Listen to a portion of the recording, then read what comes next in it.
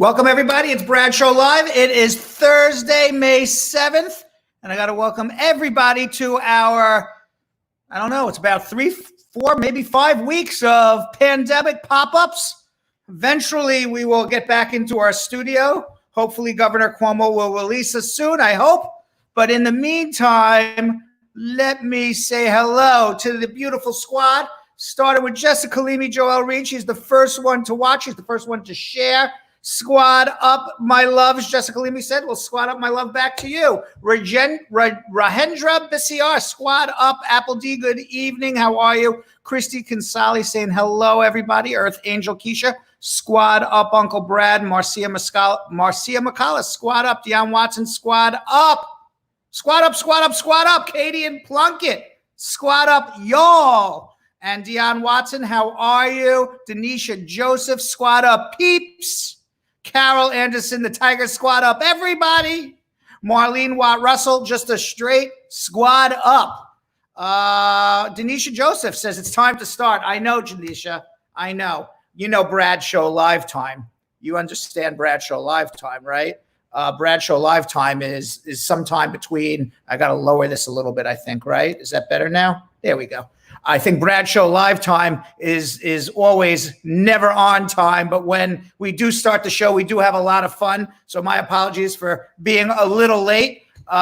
Maybe if we were on network television, we would start on time. You imagine we keep NBC waiting or ABC waiting or CBS waiting for 1 hour while we decide when we're ready to go on the air. I don't think it would work like that. But since we control our own show right now, you know, it's the best we can do. So, Bradshaw Live is going to be sometime between 4, and we're not going to start anytime after 5 o'clock. It's going to be in that range. We try to hit 4:30, but sometimes it kind of drifts. We drift a little bit to 5 o'clock. Shelly Bushy Forster saying hello.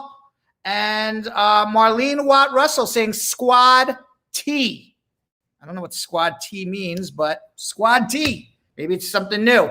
Micha Francis saying, hi, Brad. How are you, Micha? How are you? Cher Topaz also saying, hey, Brad, or actually saying, hey, Brad, squad, with a lot of love behind that. Stargirl Mika, squad up, Brad. I hear it. She's yelling it out. Jacqueline Daly, squad up. Martin Allison, how are you? Yo-Yo in the house, or in apartment 9J. Has not left the house. Although I do watch him on Instagram. I'll give him a shout out at Jonathan Elias TV. And I do see him leaving the house. I saw him vacationing in Central Park with his friends. Well, he wasn't really vacationing, but he was hanging out all weekend in Central Park, getting in the Rays. I see what's going on there, Yo-Yo. But I have not yet. It's very funny because I'm his boss. I'm also his friend. Still to this day, have never been invited to apartment 9J. Still don't know what goes on in there. Joan Grant, squad up. How are you? And who else we got here? Golds, Myth, Joseph, squad up, Brad. And by the way, Yo-Yo, I only think it's going to be another couple weeks. We're going to be back in the studio. We're going to have Yo-Yo back. We're going to have Nesquik back. We're going to have the whole crew back very, very shortly. All right? This ain't no one-man show. We're a team here, so we're going to be back very shortly with everybody. Chetty Mandori, squad up. Mitzi McFarland, what's going on? Carmen, God-fearing Brian. And if anybody was God-fearing in this show, it is definitely Carmen because she's saying it loud and clear. She's saying, good evening, how are you?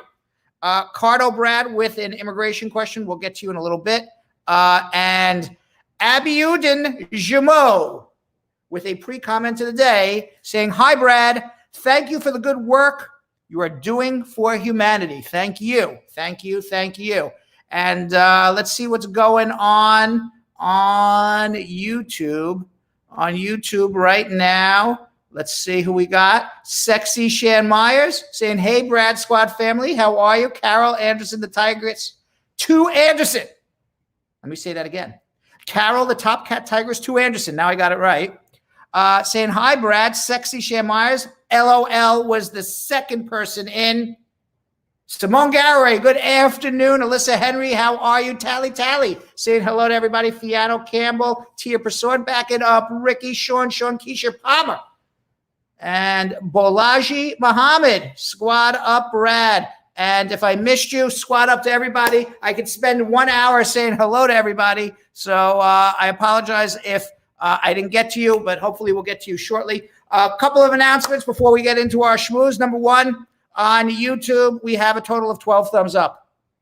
That's sad. That's a sad number of thumbs up. If you're watching on YouTube right now, take your thumb, put it on the gray button right under I'm looking at it on my right shoulder, but it's actually I guess it's still my right shoulder. This shoulder here.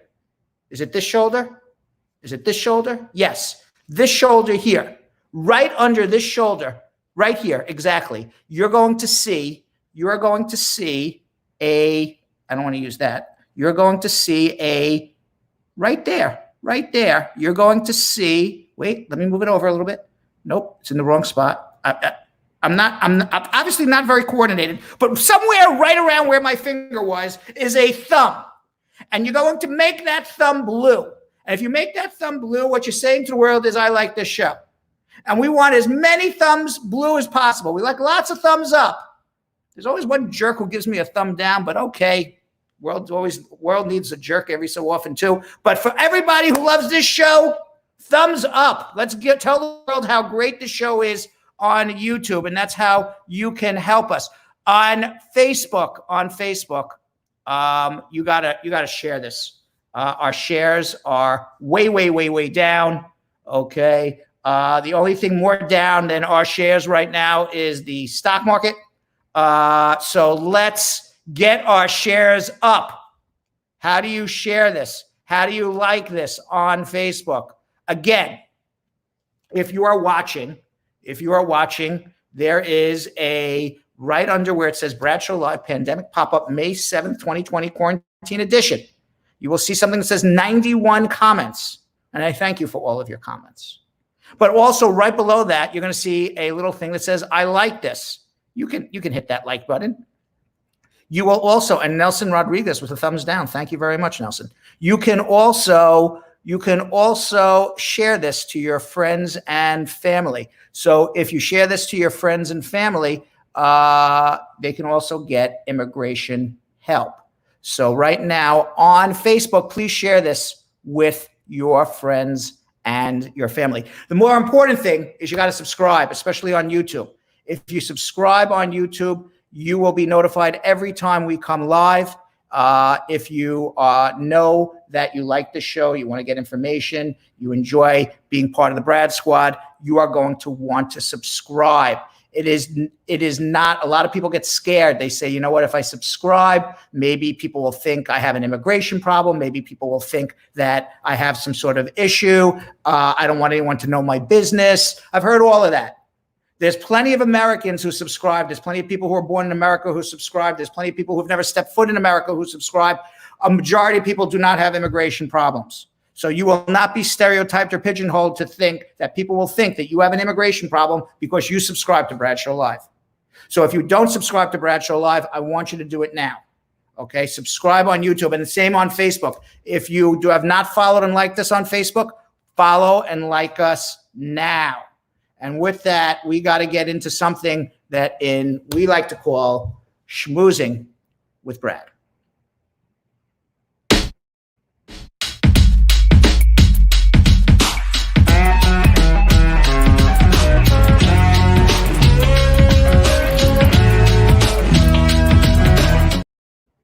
Well, statistics we always start off with statistics. And according to Johns Hopkins University, authorities in 213 countries and territories have reported more than 3,813,000 coronavirus cases worldwide since China first reported its first case to the World Health Organization in December. Over 267,200 confirmed deaths from coronavirus. Approximately 1.26 million people have recovered in the United States as of today. More than 1,244,100 people have been diagnosed with coronavirus, and more than 74,840 people have died. Now, there's a lot of, we don't know what's going on with coronavirus, but I will tell you 10 truths about coronavirus that are basically, you can't really argue with it, okay? And these truths come directly from the former Centers for Disease Control Director, Tom Frieden. So let's break down some truths about coronavirus. It's really bad. Coronavirus is bad. It's not a good thing. And it's really, really bad in New York City. Even now, with deaths decreasing substantially, there are twice as many deaths from coronavirus in New York City on a usual day than anything else combined. New York has more confirmed coronavirus cases than any state in the country, with 321,000 cases and more than 25,000 deaths. In New York City alone, there's more than 173,000 cases, with 43,000 hospitalized and close to 14,000 confirmed deaths. They're at 13,938 confirmed deaths. Here's another truth. It's just the beginning. We're not at the end of coronavirus, no matter what Donald Trump says. We are just at the beginning. And here's another truth. Data is the only truth that we can follow. Data can be used to monitor trends. It can help to stop clusters. It can turn outbreaks from getting serious. And the more data we have, the more likely it is that we're able to stop coronavirus in its track. And here's the fourth truth, and we can box it in. We can box that coronavirus in if we know that where the coronaviruses are, and in those places where the coronaviruses are, we can get people to social distance. Here's the truth I was talking about yesterday. We got to find a balance. We got to find a balance between being too afraid and causing too much death. The economy doesn't have to come to a halt. People don't have to be on unemployment and not be able to eat. People's businesses and people's jobs don't have to disappear. But at the same time, we want to protect people from dying. And there has to be a balance. And right now, I see in America, there's one extreme or the other, which is let's open up the economy and get tattoos and go bowling, or let's all stay in our apartment and do nothing. And there has to be some sort of balance between the two, to finding that balance so that we all don't starve to death, that our businesses, if you're a business owner or your job is there, that you can feed your family, but at the same time, be careful. That balance, certainly in the United States, has not been met yet. We have to protect our nurses and doctors, the frontline heroes. They are essential. If they are sick, they die, who's going to take care of us? So when you hear in the news that doctors and nurses do not have essential protective equipment, that is a problem.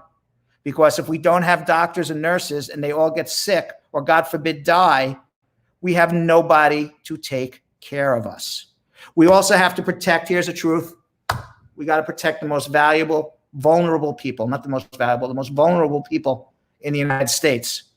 8 out of 10 deaths are people over 65 and include people with weak immune systems and underlying conditions such as asthma, heart disease, high blood pressure, diabetes, just like we spoke about over the last few weeks. There has to be a way that we can protect those most vulnerable, yet we all don't sit in our apartment. There has to be a balance, and somebody in our government has to be smart enough to be able to strike that balance. The government needs to work. Here's the truth. The government needs to work with the private sector. They talk about getting a vaccine. That would be beautiful if we get a vaccine. I don't believe, based on everything I read, they will have a vaccine this year or maybe even next year. The fastest that a vaccine has ever been made from start to mass vaccination of a population is over a decade. That's the fastest it's ever been in the history of the world. Yet they're talking about vaccinating people at the end of the year. I don't believe on a mass scale they will have a safe and a workable vaccine that actually works by the end of the year. What they may have, and I hope, is treatments. It's much quicker to get a treatment than it is to get a vaccine. So God forbid you get infected with coronavirus. You can take a pill or multiple pills and not have to be hospitalized.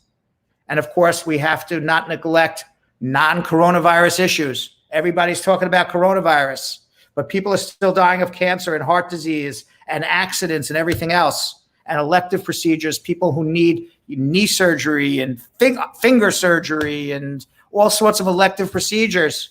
They need to be able to get those. And finally, when this is all over, we better not freaking forget this. We better not freaking forget this, because to ever go through this again would be a disaster. So we better be prepared next time. Now, according to the AP, which is the Associated Press, the CDC had come up with a document titled Guidance for Implementing the Opening Up of America Again Framework. And it was researched and written to help faith leaders, business owners, educators, state and local officials as they begin to reopen the economy, yet not get people sick. It was supposed to be published this past Friday. It was made up not of politicians, but of scientists who are using the best information that we have right now to guide states and local authorities on how to open up and strike that balance without making everybody ill. Well, Donald Trump didn't like it. And why doesn't he like it? Because if the economy does not get roaring again very soon, and there's not a person in the world who thinks it will, no matter what Donald Trump says, he is not looking at getting reelected again. I saw Joe Biden has at least a 7 to 9 point lead over him right now, and he's just been sitting in his basement not saying anything. He's just letting Trump stick his foot in his mouth and go down with the sinking ship. Because in the history of the United States of America, there's been no president who gets elected for a second term during a recession or let alone a depression. And as Bill Clinton, who is one of the best politicians, you may not like him, but great politician, once said, it's the economy, stupid, nothing else. And right now, our economy is down the tubes. And we could blame coronavirus. Yes, coronavirus caused this. But we could also blame our leaders for allowing coronavirus to cause this. So we'll talk about that in a little bit. Now, this is a little strange what we learned today about people where they were catching coronavirus. New York Governor Andrew Cuomo shared an initial survey results of hospitalized coronavirus patients during a press conference yesterday. He said 66% of respondents were at home before they were admitted to the hospital with coronavirus. So you say 2 out of 3 people are catching coronavirus in their own home. How does that jive with the fact that Governor Cuomo and just about every responsible politician is telling people the best way to avoid getting coronavirus is stay at home? If the coronavirus is in your home, why are you staying at home, or how are you catching it in your home? It's gone unexplained. We don't know why 2 out of 3 people who are being hospitalized in New York City are catching coronavirus in their own home. And yet we're told to stay in our home to avoid catching coronavirus. 1,200 patients were surveyed, and they were surveyed from 113 different hospitals, not only in New York City, but in the entire state of New York. The survey found that it was, which we know already, it was disproportionately affecting African Americans, people of color, and Hispanics. It's unique, this survey, because it's the first survey to release where patients were coming from, where they were catching coronavirus. And I was actually, my sister called me to tell you the truth, and we were talking about this. She said, did you see that? She said, it was very interesting. What do you think of this? And at first you say, well, we know coronavirus is hitting the minority communities more. So certainly the fact that coronavirus is hitting our minorities more than in the upper middle class socioeconomic groups of people, which are predominantly non-minority, but there are minorities in the upper social classes as well. That puts a magnifying glass, not so much on coronavirus, but certainly on the disproportionate, effects of a virus on people. And why is it disproportionately affecting one group over the other? Certainly, there's nothing in somebody's DNA and somebody who's a minority that coronavirus cause, more infections because of somebody's skin color. That would make no sense whatsoever. So it puts a magnifying glass on what's going on. Is it, and I told my sister, I don't have the answer. I really don't. I don't know. I can take guesses. I think, people maybe are living in closer quarters. They're living multi-generation. So you have family members coming in and out of a home, perhaps. Perhaps people are just not telling the truth. They went to the CVS and came back and got sick, and they're not using protective gear. I don't know the answer. Christy Consali says maybe it's passing through the vents of people's home. That's also possible. I think it's about the density of the populations, and I think it's also, maybe more than, that person who caught it. That person who caught it doesn't live alone in that apartment. For example, I live in my apartment with my daughter. It's just me and my daughter. I watch her very carefully on where she goes, but maybe other people have more people in their apartment living. I don't know. And maybe people are going and coming, but it's certainly a magnifying glass on inequality in America. And it's inequality not on people's health. It's inequality based on people's living standards. It's inequality based on people's nutrition and whether they have access to okay or good medical care. So I think coronavirus, unfortunately, is a magnifying glass on the greater inequality of what's going on here in America. I don't have the answer for you, but I find it very strange why, if they say stay at home, yet you getting sick at home. Meanwhile, Governor Cuomo, some good news. He is preventing any eviction in the state of New York now until August 20th. So anybody who cannot pay their rent cannot be taken to court. There's a moratorium, cannot be taken to court to get evicted from their home, at least until August 20th. Now, that is not rent relief. That is rent delay. Meaning that Governor Cuomo is not saying you can't pay your rent and you'll never owe it.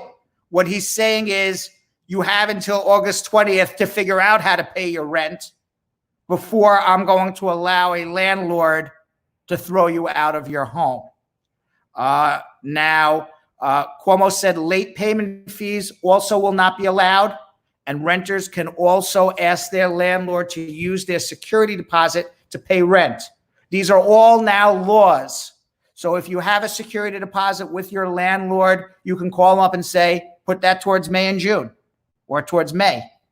And you cannot have a landlord charge you fees for late payments.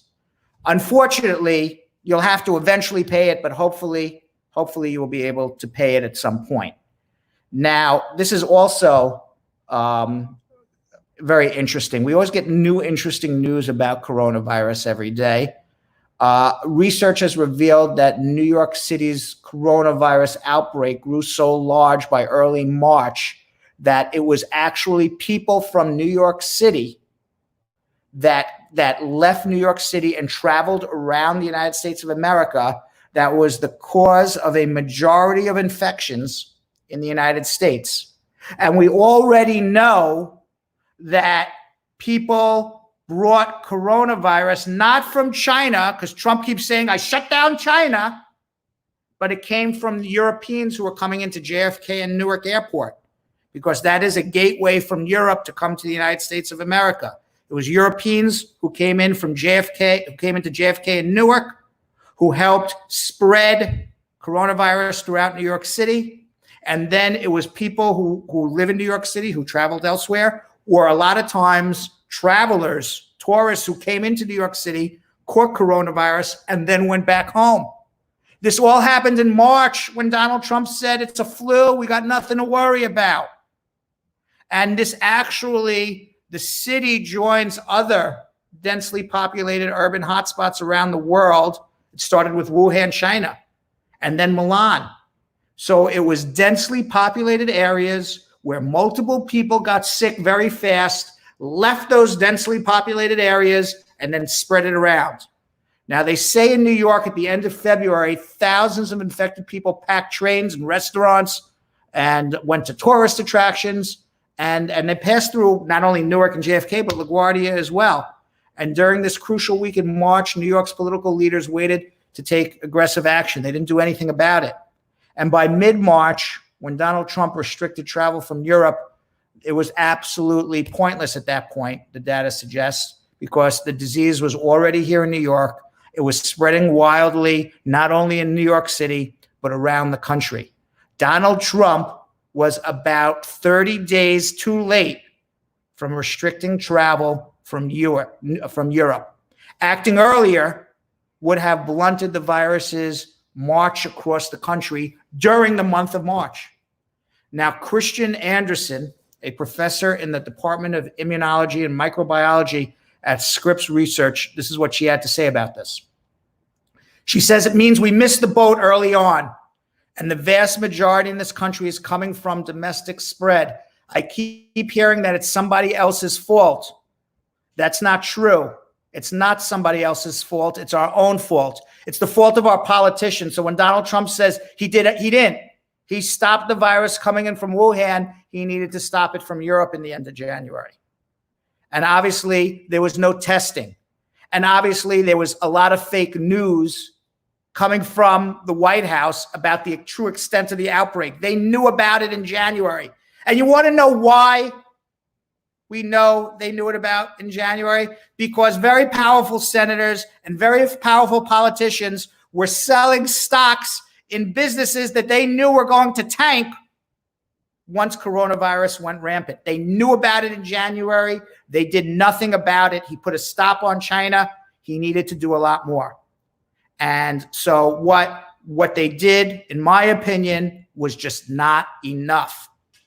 Now, Danny Lever, the communications director for Governor Cuomo, criticized federal authorities, describing an enormous failure by the federal government to leave New York and the East Coast exposed to flights from Europe, while at the same time instilling a false sense of security by telling the state of New York that we had no coronavirus cases all the way through the month of February, when they damn well knew that was not the case. Meanwhile, this is an immigration show. It's not a coronavirus show. So we do got to talk a little bit about immigration. Let's talk. I don't talk enough about this, so I'm going to talk about it right now. The visa bulletin. We get these questions all the time. What is this visa bulletin, and what am I supposed to be looking at? Well, the visa bulletin is given out by the Department of State. You can actually Google Visa Bulletin, Department of State. You can look it up yourself. It's the first thing that pops up when you Google it. And they give a list, and the list tells you when you will be eligible for a green card once you have your approved visa petition. So people always call me all the time, and they say, Brad, I filed my I-130. It's 5 years. I'm concerned. And I tell them, don't be concerned, because your date on the priority date, your date on the waiting list is the date in which your application was filed. So when your I-130 is filed, that's your date on the priority date list. And no matter whether it takes the I-130, for example, 30 days, 60 days, 90 days, 900 days, or in many cases, 5 years, you're going to get your green card on the same exact day, because your place on the waiting list, you get slotted in based on where your priority date is. So, and for example, if you filed your I-130 on January 1st, 2015, That's your priority date. Whether they approve your case in 2017, 2019, or 2020, your priority date is January 1st, 2015. And then you look at the visa waiting list. And the visa waiting list is at travel.state.gov/visa bulletin. And you look to see where they are. So, for example, for May, we're looking at May right now, the employment base. Lee, if you can go back and show us the priority dates for the family base. Those are the ones that start with F. And the in the category for employment-based, for family-based, we're not looking at that right now, but that's what I am talking about. Dates for filing family-sponsored visa applications. That's what we're looking at. And the F1 category, as you see, all chargeability areas, it says F1 category, November 22nd, 2014. The F1 category is the category for unmarried sons and daughters of U.S. citizens. And they have a date there that says November 22nd, 2014. That means people who filed their I-130 visa petitions for their unmarried children on November 22nd, 2014. Those unmarried children over the age of 21 are now eligible for their green cards, no matter how long it took the I-130 to get approved. As long as that I-130 was approved and you filed before November 22nd, 2014, your kid's eligible for a green card today. Except, obviously, we got that ban, which is a whole other story. In China, they're also November 22nd, 2014. In India, it's also November 22nd, 2014. But Mexico and the Philippines, they are have even much longer waits. If you look at the F2A category, they're up to March 1st, 2020. Wow. March 1st, 2020. Who is in the F2A category? The F2A category are spouses of permanent residents and children under 21 of permanent residents. What does that mean? If we can go back, Lee, to the F category and just leave that up, please, for a second as I go through this. What does that mean? That means that if you are married to a permanent resident, your wait for a green card, assuming you have an I-130 approved, Lee, we need to get back to the family-based, please. There we are. Your wait for a green card is current. So that means that there is no wait for a green card, which means that you are in the same position as if you're married to a U.S. citizen, eligible for a green card immediately. For the F2B category, they're up to January 15th, 2015. Those are unmarried children of permanent residents. For married children, they're March 15th, 2008. That's why I always say if you're married, you're going to wait 10, 12 years for a green card. You're better off make sure your kids don't marry. And for brothers and sisters, we're going to wait donkey years. Everyone knows what donkey years is. And they're only up to July 22nd, 2006. Tomorrow, we will talk about the employment-based visa categories because we got to move on. But every day, we'll be talking about visa categories every week, at least once a week. I think it's important that people understand that. With that being said, we got to get to our immigration questions. Before we get to our immigration questions, I do have to remind everybody that this is now the time to share our show with as many people as you can. If you are watching on Facebook, this is the time that you are going to start your watch parties. And if you are watching on Facebook or you are watching on YouTube, now is the time to ask your immigration questions in our comments section. A couple of quick notes. Note number one, we have an Instagram. If you don't get your immigration questions answered on Bradshaw Live, you can follow me at Real Brad Bernstein, and you could drop me a DM, and I'll be happy to try to answer as best as I can. You could also follow us on Instagram at Bradshaw Live. If you follow us on Instagram at Bradshaw Live, we have two Instagram accounts at Real Brad Bernstein and Bradshaw Live. You'll see the best of Bradshaw Live, the best of our behind the scenes when we're actually literally behind the scenes. We're not We're all home right now, but you will eventually see behind the scenes. You'll see the best of our show. And you can also enter into our free consultation contest. All you got to do is find the post with the free consultation that looks just like what you're looking at right now on your screen. And you like that post and you tag 5 friends, and you may be pulled out of my scratchy hat on every Wednesday and win a free consultation with me valued at $200.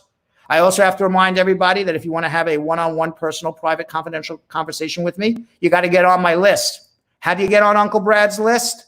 You have to call this telephone number, 1-800-529-5465. That's 1-800-LAW-LINK, 1-800-529-5465, or 212-227-8933 internationally. You get on my list, and I will be more than happy to call you tomorrow or Saturday or Monday. But you got to be able to call, and then I call you from my home, actually in the same seat that I'm doing the show in right now. I do all my telephone calls before the show, and I'll be happy to call you and have a personal one-on-one consultation with you. Finally, besides doing your watch parties, besides sharing, again, please subscribe on YouTube. If you have not subscribed on YouTube, subscribe now. It is not anything bad. It is all good. Nobody will think anything bad of you because they don't know whether you have an immigration problem. You're an American citizen. We got plenty of American citizens watching. Subscribe. And why do you subscribe? So you know every time we come on live. And the same on Facebook. You want to like and follow us on Facebook. And before I get into my immigration questions, I just want to correct myself because I realized after the show last night, I actually self-realized this. Nobody brought it to my attention, but I watched the show after many times. I don't watch every second of every show, but I like to rewatch the show and make sure that everything I said is correct. And the other day, somebody had asked me a question about Liberian amnesty, and I had made an error. I realized it after I rewatched the show. Sometimes nobody's perfect, including Uncle Brad. So I need to correct myself about Liberian amnesty. The Liberian amnesty is going on through December 21st. You have to file an adjustment application before December 21st. To qualify for Liberian amnesty, you just had to be from Liberia, and you had to be here before November 14th, and then continuously living in the United States all the way up until the time you file your adjustment application. And one of the questions that somebody sent to us, whether it was on Facebook or YouTube, I don't remember, what if I'm engaged to a Liberian who is eligible for a Liberian amnesty, but what if I get married to her now in May?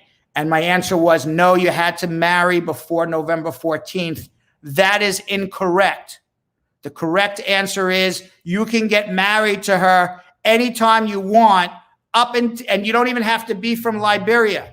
So if you're in love with a Liberian and you're out of status and you're in the United States and that Liberian is filing for the Liberian amnesty and you're from Jamaica, you're from Antarctica, you're from, I don't know, Denmark, it doesn't really matter. You can get married to that Liberian now and jointly file an adjustment with her, and you would both get green cards. Your children also would be eligible for green cards. The Liberian's children is eligible for green cards, and there's no age limit on that as long as they are unmarried. And you do not have any, if you get married, you don't have any residence requirements. The residence requirement is based on the Liberian who's filing. So if you flew into America in February and you got married in March to a Liberian who qualifies for Liberian amnesty, then you would qualify too. But all of those applications are due before the end of December. And I had answered that question very, very quickly, and I apologize to that person that I gave the incorrect information to. So I wanted to make sure that I got the right information out. I will tell you, as I watch this show, and I've done this on radio since 1999, almost every day here in New York City, and I've been doing the show live on Facebook and YouTube. I have to say, I'm going to pat myself on the back. I am right and correct 99.999999999% of the time. 99.99999. And even when people tell me I'm incorrect, I say, aha, no, look here. And they say, oh, yeah, you're right, Uncle Brad. But in this particular case, Mea culpa on me. I'm not perfect. All right. With that, I got to do something, Lee. We got to start answering immigration questions and what we call social media pandemic check-in. You got a question, I'll give you an answer.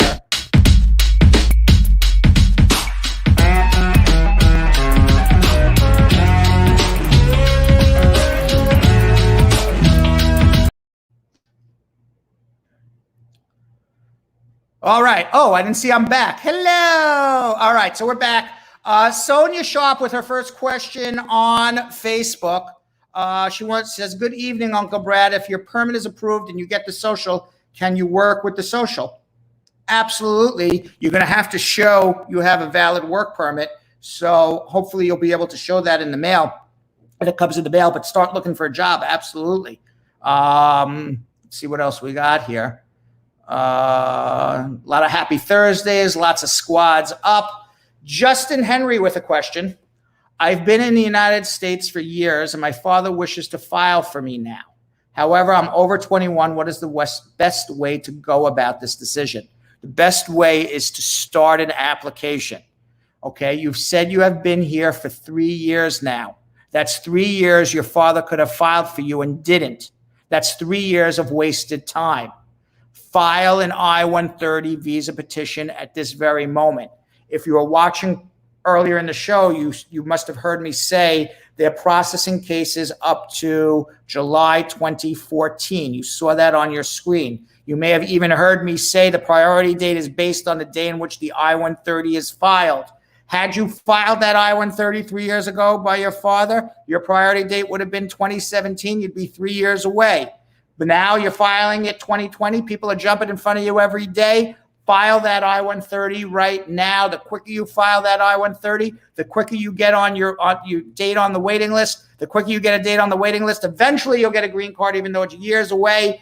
Don't worry about Donald Trump and his proclamations banning people because your green card's 5-6 years away. He can't end the category. There'll most likely be a new president within 6 months. And you don't have to worry about visa processing for about 4 or 5 years. Get the application in. That's the most important thing right now. Denisha Joseph with a pre-comment of the day. Brad, you got to remember, we always look forward to seeing you. I always look forward to seeing everybody too. Thank you. Cardo Hall. Hey, Brad. I'm married to a U.S. citizen, but my spouse is 30 years older than I am. Will that be a problem when adjusting my status at the interview? It is not a problem as long as you can prove it's a bona fide marriage. You're in love with her. That's the most important thing. If your spouse is 30 years older than you, I hope she has a good or he has a good heart. I'm only kidding. I'm sure you both will be able to keep up with each other. Goldsmith Joseph. When doing adjustment of status and concurrent filing, do you put all the forms first and all the supports at the end of the forms, or you do the evidence for each form after the form? No, put all the forms first. Make it as easy as possible for immigration. So when you're doing a concurrent filing of adjustment, put all your forms first. You start with an I-45 because you're filing the adjustment with the I-130, the I-864, then the I-765, the I-131. Then you do all of your evidence after. Shay Topaz, do you employ volunteers? I guess an intern. I don't know, but you know what you can do, Cher? You can. I'm not sure if you want to intern on Bradshaw Live. You want to intern at Spar and Bernstein, but you can email Lenny at lawsb.com. She's the firm administrator, and tell her you're part of Brad Squad. You want to volunteer. We'll see what we can do. Mode Tubashot. Hello, Uncle Brad. I have a question. Someone who has a removal order from the immigration court but didn't show up, can he appeal it and stay in the USA? If you didn't show up, you have to have a good reason why you didn't show up. If you knew about the deportation hearing and you just decided you didn't feel like going, you're not really going too far. Now you can try to make a motion to reopen based on sad hardship reasons. humanitarian reasons, but there would be no appeal of that. If you showed up late to court because of traffic or because your car broke down or because they gave you the wrong date or time to show up, and then you showed up and the judge says, aha, ordered you deported an hour ago, you're too late. Well, then, yes, you have to appeal that within 30 days. That would be a violation of your rights. If they send you a notice to a wrong address, and 5 years later you find out they sent my notice to appear for deportation to my address in Corpus Christi, Texas, and I've been living in Newark, New Jersey for the last 5 years. I haven't gotten mail in Corpus Christi, Texas for 5 years. Well, then they violated your rights because they didn't give you proper notice of where and when to show up. Then you would be making an in absentia motion to reopen your case. So it really depends on what the actual situation is. There's no one thing fits all. Let's see what else. Denisha Joseph with another pre-comment of the day. I'm eating my popcorn. I'm watching my favorite show with my favorite squad, watching our favorite lawyer. Life is good. All right, Denisha. All right, Sarah Murphy. If the current wait time for a 601 waiver is 6 to 8 months, do you think filing a mandamus at the 8th month is too soon? When would you advise a client to file? I would advise to file at about the 11th or 12th month. You got to wait closer to a year. I think a judge would say, got to give him a little time to deal with it. But I think at 1 year, it would be a violation of your rights. Nanumin Mba. I married a man as a fiance, a K1 and a K2 later. Was a K1 or a K2? After the 2 years, discovered that he had a child and left the child's mother pregnant and was sending large amounts of money weekly. Now he filed for VAWA. Where does the immigration stand on these types of matters? Well, you apparently, I guess, are the aggrieved U.S. citizen. You're not the person getting the green card. And where immigration stands with aggrieved U.S. citizens is they don't care. What they want to see from the person filing the VAWA is two things. Did he marry you or she marry you for love? Was it a bona fide marriage? What was the abuse?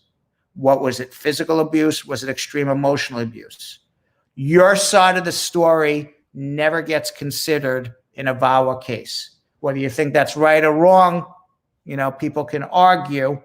Actually, the Republicans wanted to change the law and have the U.S. citizen be able to give their side of the story on the VAWA, but it didn't work out that way. And still to this day, U.S. citizens immigrants who claim abuse from U.S. citizens, the U.S. citizens don't get to say their side of the story. And that's the bottom line. So it's the immigrant's word. The U.S. citizen doesn't even know that they file a VAWA application. And the person filing the VAWA application, they have the burden to prove abuse and that it was a bona fide marriage. Andrea Wilson with a question. It's a long one. Hey, Uncle Brad. I need to file for income tax returns jointly with my husband. However, he lives in the United States and I live in one of the U.S. territories. I have heard consistently that living in the territories and filing in the U.S. is unlawful. Can you clarify that for me and let me know if my husband files a joint tax return for us in the States will affect him filing to adjust my status later? I've actually been listening to this talk about filing where you live and work for 3 years now. I've been waiting for my. Well, I don't know what you mean by you're living in U.S. territory. You're living in Puerto Rico? You're living in the U.S. Virgin Islands?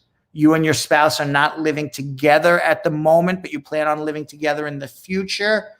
I think I need to know a lot more about your relationship and what your future intentions are before I tell you how to file your taxes. Jamie Reed has a question. My dad is an LPR. I'm classified as a minor under 21. My petition is approved and my priority date is current. I was advised by a lawyer that I would need to do a provisional waiver and go through the NVC. If you are out of status, the answer is correct. You do not need a provisional waiver if you're under 18, but if you're between 18 and 21, you may need it. If your dad's going to become a citizen soon and you made a legal entry into America, you may want to consider doing a provisional waiver or waiting for your dad to become a U.S. citizen, given the fact that we don't know when the embassies are going to reopen that would allow you to return. And we don't know what the deal is with coronavirus. We don't know what the deal is with Trump's proclamations yet. So I think, Jamie Reed, you need a consultation. Anita Nelson has a question. She's asking, hello, Uncle Brad.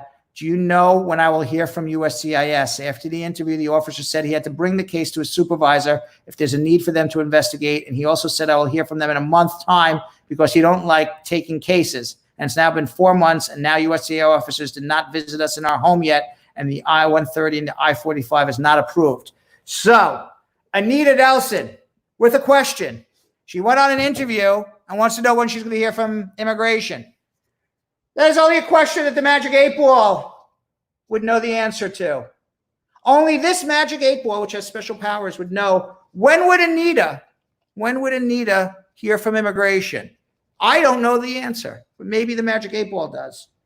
The Magic 8 Ball's reply, and the Magic 8 Ball is rarely wrong. Let's see if we can show it.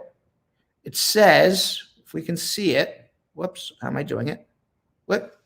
Let me do it this way. There we go. It says, if you can see it, it says, my reply is no. And I think what the Magic 8 Ball is saying,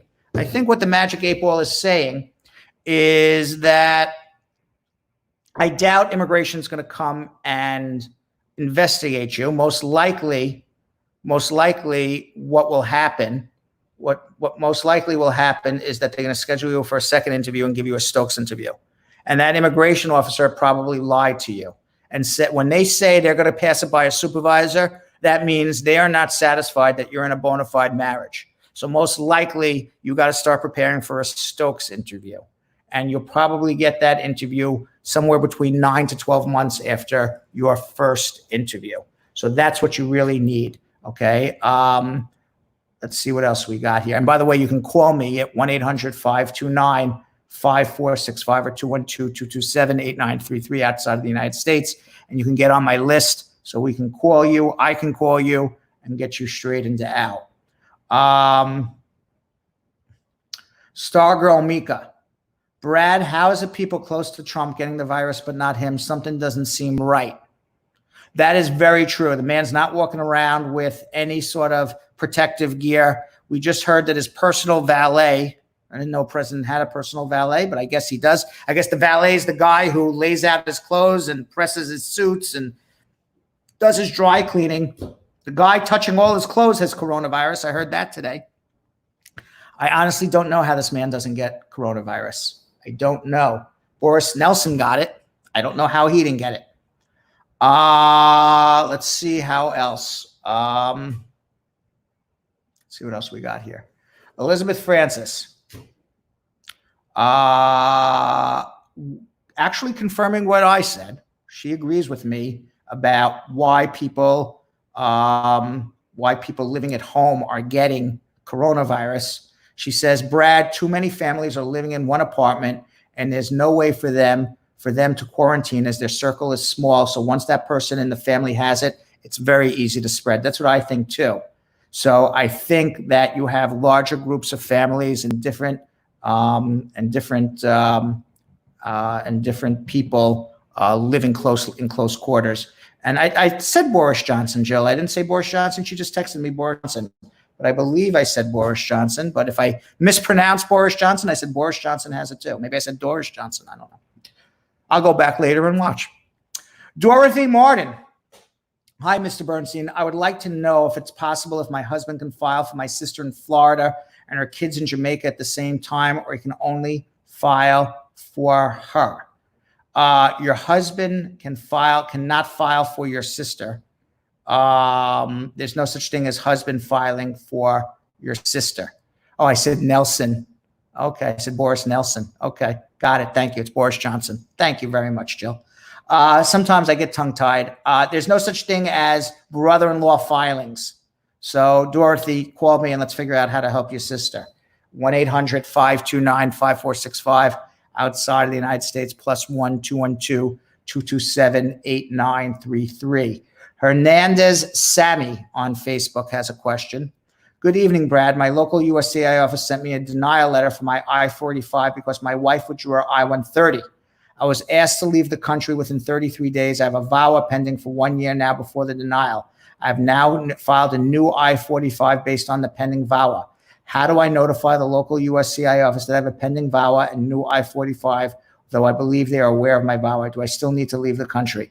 No, you don't need to leave the country. No, you don't need to tell them anything. Just file, keep your new application pending. As long as you have a new VAWA pending, even if they look to put you in deportation, there's no judge that's going to deport you while you have a pending VAWA adjustment. Let's leave Facebook for a little bit and let's go over to YouTube and let's get some questions going on YouTube. Jeremy Goldberg, part of the crew, coming up with poetry for Bradshaw Live. Crew poetry. My poem. Oh, Uncle Brad, he is the best. When I watch a show, dang, I'm impressed. All right, Jeremy, crew poetry. We could have that as a new segment, 10-second segment, Jilly. Crew poetry. We can pass it off to the crew poetry by the crew, Bradshaw crew, and then bring it back to Bradshaw Live. Let's see what else we got here. Kenesha Palmer's watching from Maryland. Let's see if we have any immigration questions. Kay, God bless. Hi, Uncle Brad. I received a text message to say they received my adjustment of status packages, and I should have received my notice by mail by May 7th, but I haven't received anything yet. What should I do? Wait another week or two. As long as you have a text that they received it, you should be absolutely fine. So don't worry about that. Let's see. Andres R. I'm a U.S. citizen. I'm filing abroad. I'm living abroad, excuse me. I filed an I-130 for my 16-year-old son. Could I speed up some way if the USCIS takes longer before he turns 18? You can try to file a mandamus before he turns 18. You're a United States citizen. If you were a U.S. citizen when your child was born and you lived in the United States for at least 5 years after the age of 14, your son's an automatic U.S. citizen. So look into that as well. Spider-Man says, I'm not answering his question. Let's find Spider-Man's question. All right, Spider-Man with a question. Okay. Uncle Brad, I believe he's the best. I want to file citizenship after I complete 2 years, 9 months. So I need to stay continued in USA to get my green card by VAWA. Yes, you need to remain in the United States to get your green card by VAWA. The actual filing, if you remember yesterday, somebody filed after 2 years and 9 months and their citizenship was rejected because the real law is you can file 90 days before the 3-year anniversary. So if you file 2 years and 9 months and you get caught in a month where there's 31 days, then you're at 91 or 92 days before the 3-year anniversary, your case would be denied. So make sure you count 90 days before the 3-year anniversary. It's not 2 years, 9 months, or it's 2 years, 9 months, and 3 days.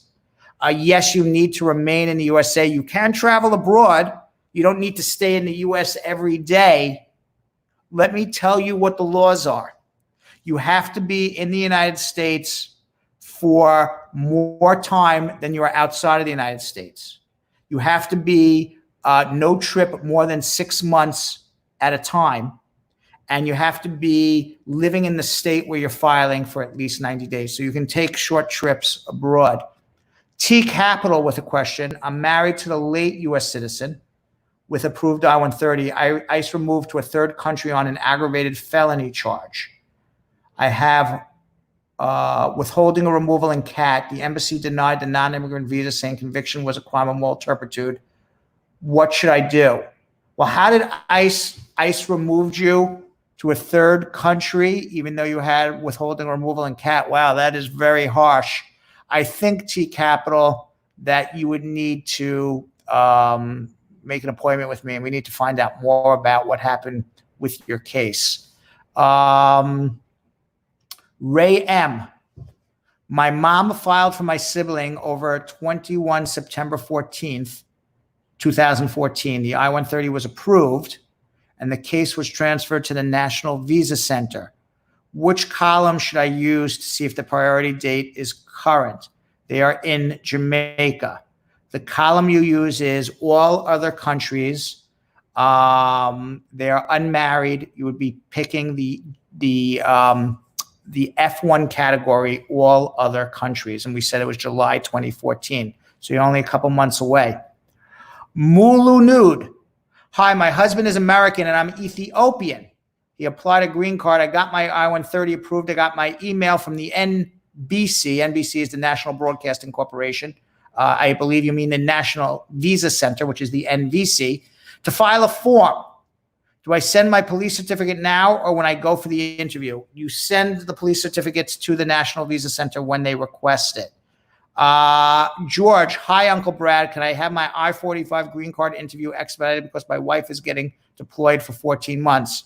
Yes, if you get something from the military saying she's being deployed, send it into immigration and request an expedite. They may very well do it. Shiny, I'm an L2 EAD and I claimed unemployment insurance as I got impacted due to coronavirus. Is this a public charge and will I have a problem? My I-45 is based on my husband's employment-based green card. No, it's not a problem. And just as an explanation for Shiny, an L2 is an intra-company transferee. Her husband is the intra-company transferee. She got her work permit as a spouse of the intra-company transferee.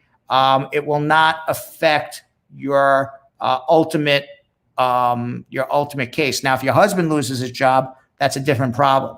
But for you, it's okay. A Better Tomorrow has a question. Hey, Brad, do you think there's going to be a change in religious worker cases? No, I don't think so. Not at the moment. Donique Williams. Hello, Brad. We spoke a while back, Ray, immigration issues. My question today is, how do I go about getting an infant a green card? I don't know where this infant is. I don't know what your relationship is to this infant. I need to know a lot more information. You may want to, if you already spoke to me, you may want to call me again. Miloslav Minkov with another pre-comment of the day. I love your show. You're amazing. Thank you for all your help and your information with 3 bicep curls. Thank you very much. Charlie Chocolate. Hi, Brad. What do officers usually question you on an VAWA interview? They question you on proof that it was a bona fide marriage. They question you on the abuse. They question you on your good moral character. They question you if you've ever had any criminal issues, you ever committed fraud. They want to know that what you claimed in your VAWA application is true. So they're going to ask you questions that may even trip you up. So they need to see a credible person in front of them in order for you to get your green card. Uncle Brad, can you please ask the Magic 8 Ball if they're going to reopen for in-person visits as scheduled? I don't need to ask the Magic 8 Ball. The most recent announcements are that the immigration courts are going to open up the end of May. I think I saw May 29th, but it could be May 28th, the last couple of days of May. And now I see that USCIS is going to open up early June. And I believe, I remember the date seeing June 4th, but it could have been June 3rd, right around that time. So that's what they are now saying. They pushed it off another month. Rupan Thakador with a question. Hi, I'm a U.S. citizen green card holder. I'm a USA green card holder. Excuse me. My foreign spouse waiting for an interview date from the NVC. If I get unemployment benefits for the coronavirus, is that a public charge? It's not public charge. Unemployment benefits is not public charge. But if you're not working, then it could be a problem with the affidavit of support. You have no job. So it's not about, so you won't be denied because you're getting government assistance, but you're going to be denied because you got no job. So hopefully you got a second good affidavit of support. Robert Williams with a question. Hey, I'm waiting to do my green card interview and recently got caught with less than an ounce of marijuana as well as a digital scale. How bad does that affect my green card? Well, it affects it bad enough that makes you inadmissible and ineligible for a green card without a waiver. So you are going to need a good lawyer. I always say, and it's even now, marijuana in New York is decriminalized, But listen, if you have an immigration issue, I'm not telling anyone not to smoke. Okay, I'm not Pope Francis. But what I am telling you is smoke inside and then walk outside. Don't smoke outside, especially if you're an immigrant. So, like what happened to Robert Williams, tiny little joint, causes huge problem now with immigration. George, hi, Uncle Brad. My wife just learned that she will be deployed in 4 months. I've been interviewed by green card. Okay, we answered that already. Let's see what else we got here. Azam Ali, all the way at the end, Lee. Hi, Uncle Brad. Do you think is a good time to file asylum as an Indian Muslim? What kind of proof do you need for a strong case? You need proof that you are being discriminated against as an Indian Muslim. So I don't know anything about your case, and I don't know if there's other parts in India that you can move to that you would not be discriminated against. And that basically it's not discrimination, it's past persecution, if you want to know the exact thing. So is it a good time? Generally, no, it's not a good time to file for asylum, but if you have a good case, it's always a good time. Curly Girl Shawarma, I heard they can't ask about your spouse in abuse in a VAWA interview. They can ask about anything they want in an adjustment interview. What they can't do is ask your spouse to verify whether or not you were in a bona fide marriage, or whether what you're claiming is true. But certainly they can ask anything they want in an interview. I don't think that they're going to make you go into a traumatic retelling of the abuse, but they could certainly ask about it. Red Rose, I lost track. Are we answering YouTube questions or Facebook? We're answering YouTube right now. I'm going to get back to Facebook in a little bit. Danny Rosal, question, can I bring my wife to the USA if I'm a citizen? Yes. Ricardo Mendoza, hi, Brad. We have a consultation before, and I was wondering, can a theft charge be a problem even if a waiver is applied? Well, if you get a waiver for it, it's not a problem, but a theft charge could make you inadmissible. It could make you deportable, and certainly you would need to get a waiver, and a waiver is not just like a snap your finger. Waiver's hard to get.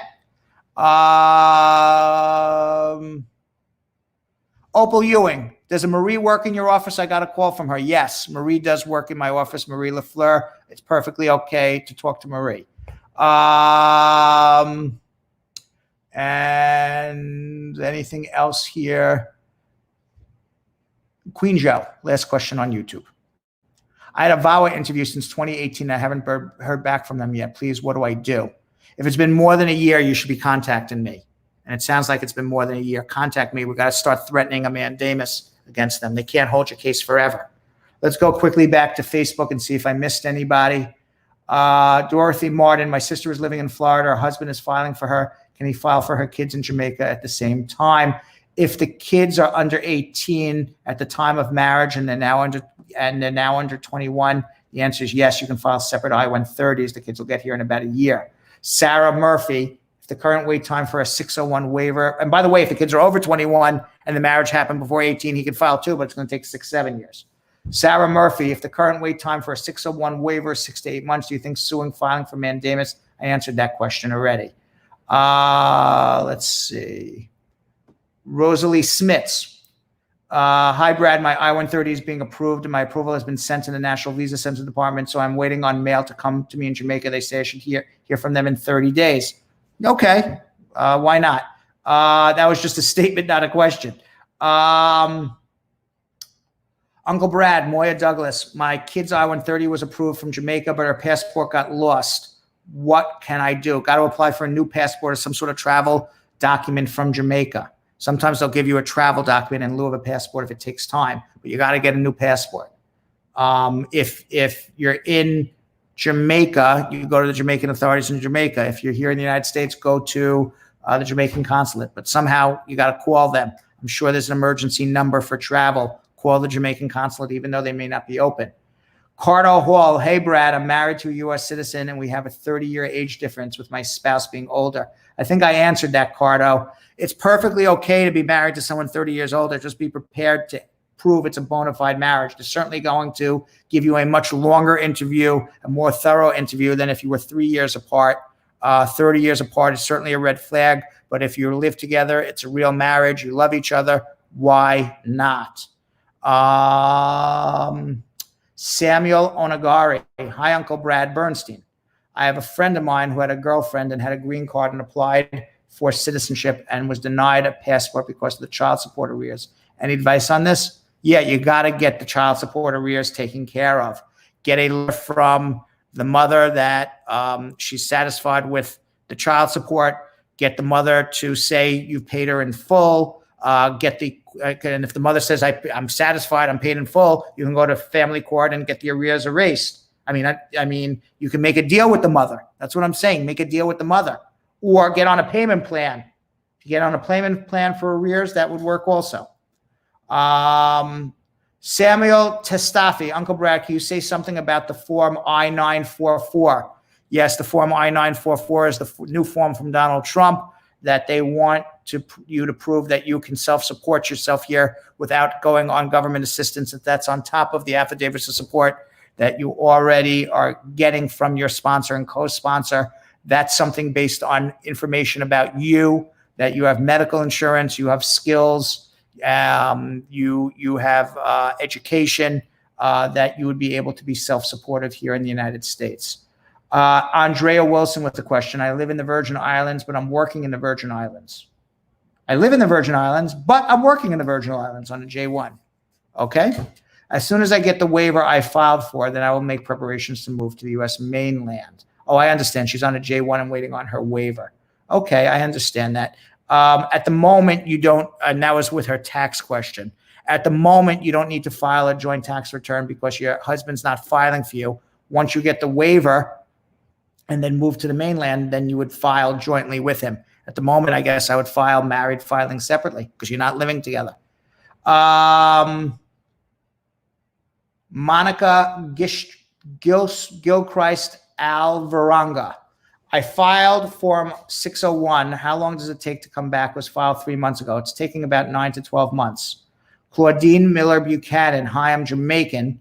Does the 60-day suspension on the issuance of certain immigration green cards affect those persons who have applied for special immigrant visas, applied from 2018, got the first letter, still waiting on the second? Might it be disapproved due to the 60-day suspension? No, the special immigrant visa will be approved, but yes, it does apply to special immigrant visas applying outside of the United States. If you're applying in the United States, it does not apply whatsoever. It only applies outside of the United States. And yes, it's only for 60 days. Carla Gahn.